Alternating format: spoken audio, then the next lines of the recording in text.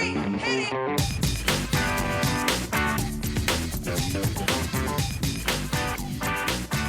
Good morning, good afternoon, good evening, and welcome to today's Caffeine for the Soul. And if you'd like to spend some time actually working with me, we've got a couple of trainings coming up, depending on when you're listening to this. And in March of 2025, we have a program, a small group coaching program called Infinite Potential, Infinite Possibilities in London. And then in July of 2025, I'll be spending a week up in Findhorn, the magical gardens of Findhorn in Scotland, doing a workshop with my friend Dr. Robert Holden called Becoming Yourself. And you can learn more about those. And if you're not listening to this in real time, you can learn more about what we've got on offer by visiting michaelneill.org. And today what I wanted to share with you is a conversation that I had recently with my mentor, Mavis Karn, that was incredibly impactful for me. And one of the things that I have experienced since I was 19 years old, and the first time I experienced it, I think I'm allowed to talk about this. Shh, don't tell anyone. But the first time I experienced it was the only time in my life I ever took acid. And I was a college student, and I had some friends, and we'd just finished the year, and they were like, "Oh, you got to try this, man." And I was like, "All right, man." And so I tried it, and the first hour was one of the worst hours I can remember in my life. I got incredibly paranoid. I got scared. I was hiding under a table. It was ugly. But then something flipped, and those of you who know my backstory, I had a very internally traumatic, psychologically traumatic childhood. I struggled with anxiety and depression and suicidal ideation. And when that switch flipped, I experienced incredible presence, an incredible peace, an incredible aliveness. And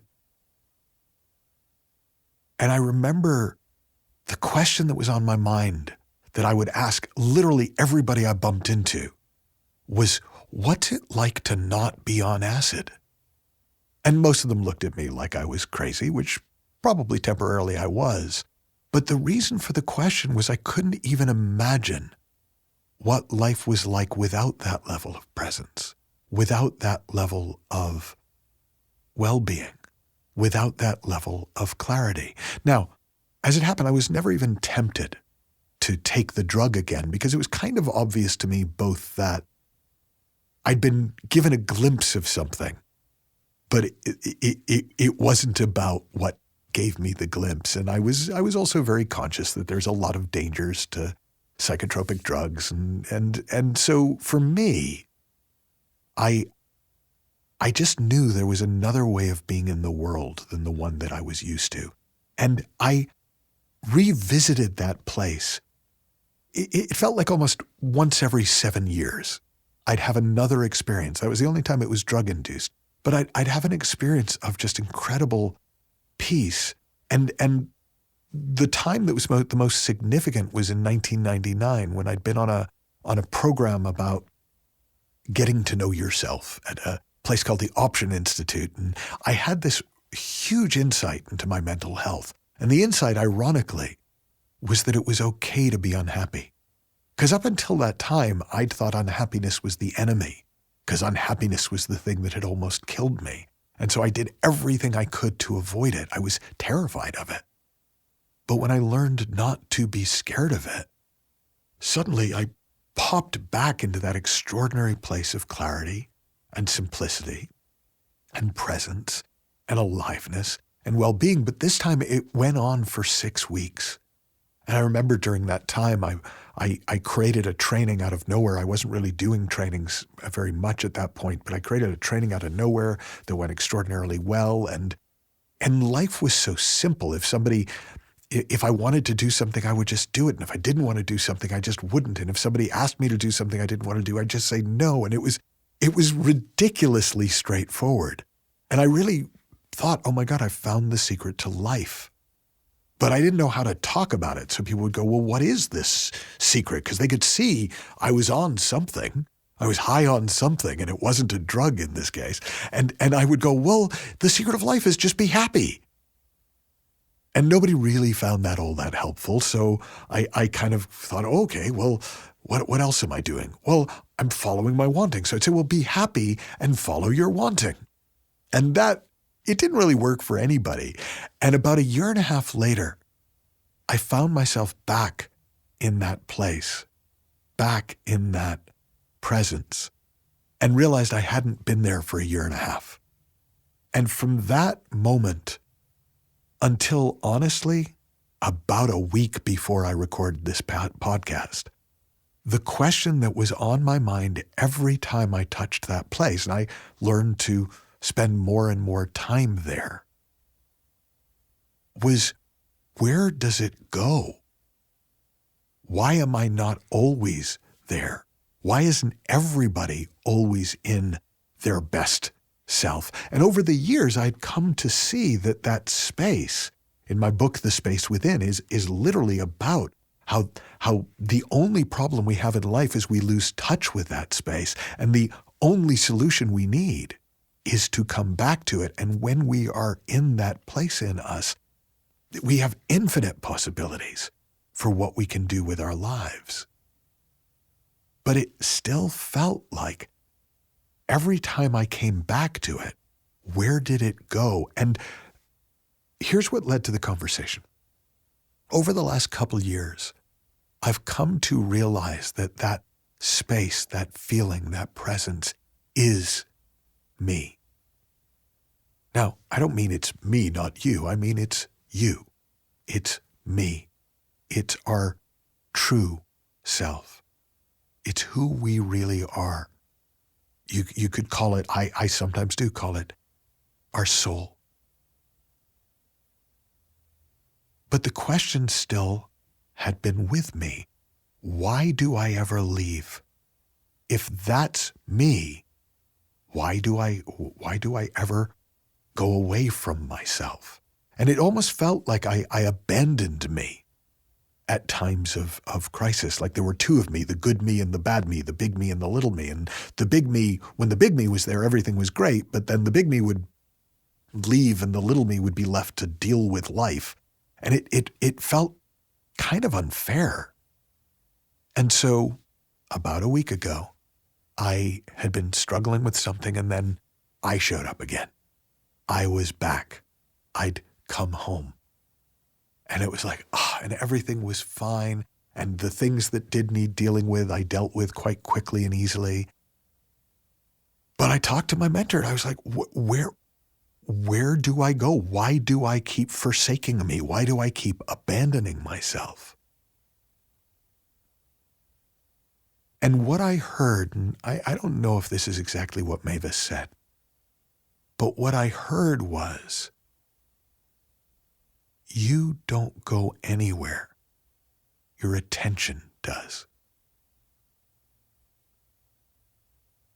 And that landed. That made sense of this experience I've had for, at this point, almost 40 years on and off, where I'm really here and then I'm not. I'm here and then I go away. The big me shows up and the big me leaves. Something about you don't go anywhere. Your attention does. Made the whole thing look so much simpler.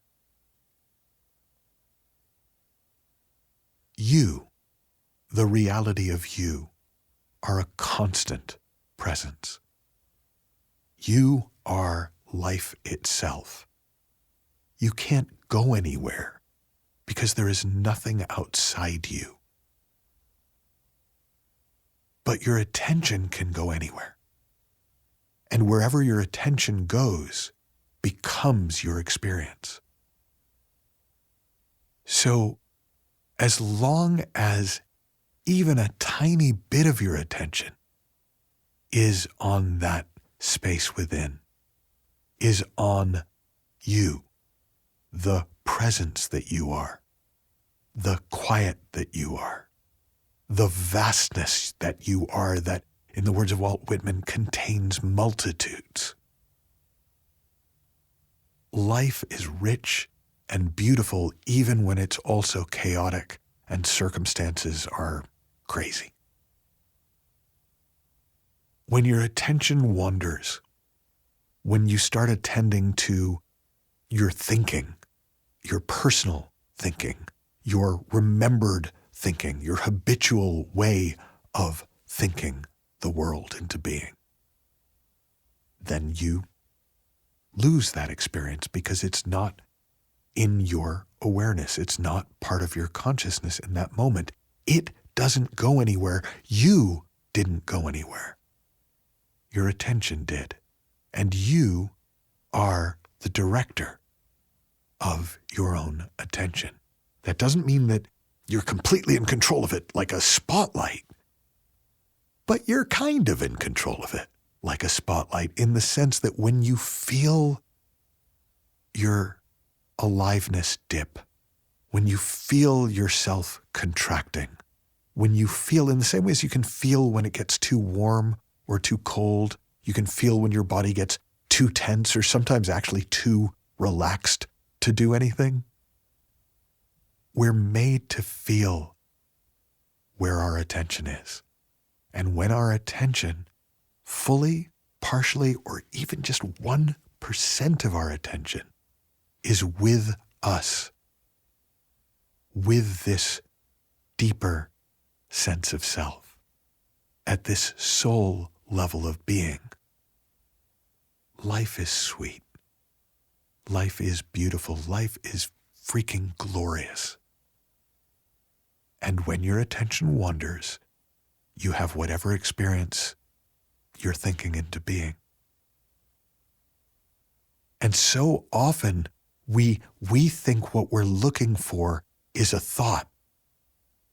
But to quote Mavis in one of her most famous pieces of writing, which was called The Secret and is in her book, It's That Simple, A User's Manual for Human Beings.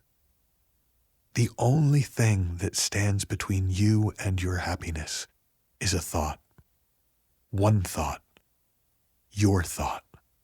Whatever thought seems more important to think than being happy and present and whole. Have fun, learn heaps, happy exploring, and I'll talk with you soon.